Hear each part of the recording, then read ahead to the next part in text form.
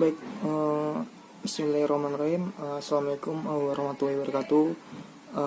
Salam sejahtera untuk kita semua. Om Swastiastu, Namo Buddhaya, salam kebajikan. Hidup mahasiswa. Baik, perkenalkan, nama saya Kuku Saputriyati, bisa dipanggil Kuku. Nah, kali ini saya akan membahas mengenai tentang etika profesi hakim.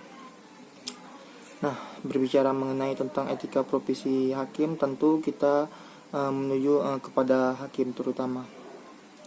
Nah, di dalam Undang-Undang Republik Indonesia Nomor 46 Tahun 2009 tentang kekuasaan kehakiman. Nah, apa sih hakim itu? Dimana dijelaskan di dalam undang-undang tersebut, di dalam pasal 1 ayat 5.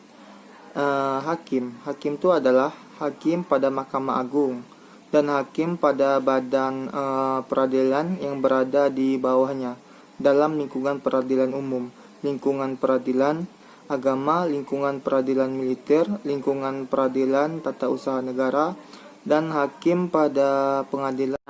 Jadi hakim itu dia adalah pejabat negara di Indonesia sesuai dengan Undang-Undang Kekuasaan Kehakiman.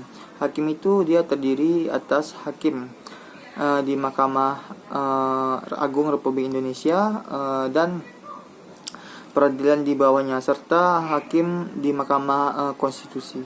Jadi berdasarkan wewenang dan fungsinya. Jadi hakim ini sebagai pelaku utama fungsi pengadilan. Jadi hakim ini dia harus senantiasa diimplementasikan dan direalisasikan oleh semua hakim dalam sikap dan perilaku hakim yang berlandasan pada prinsip ketuanya yang Maha Esa, adil, bijaksana, dan berwibawa, berbudi luhur dan jujur.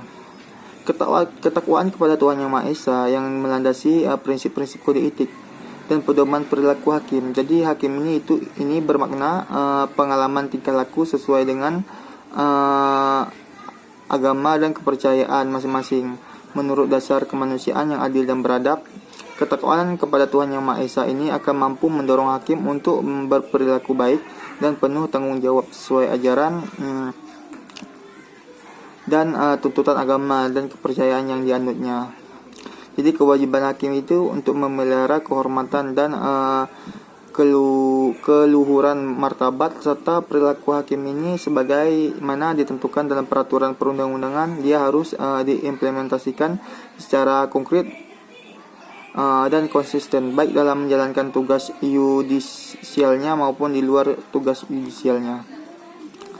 Jadi profesi hakim ini dia memiliki sistem etik yang mampu menciptakan disiplin, tata kerja, dan menyediakan garis batas tata nilai yang dapat dijadikan pedoman bagi hakim untuk menyelesaikan tugasnya dalam menjalankan fungsi dan mengemban profesinya.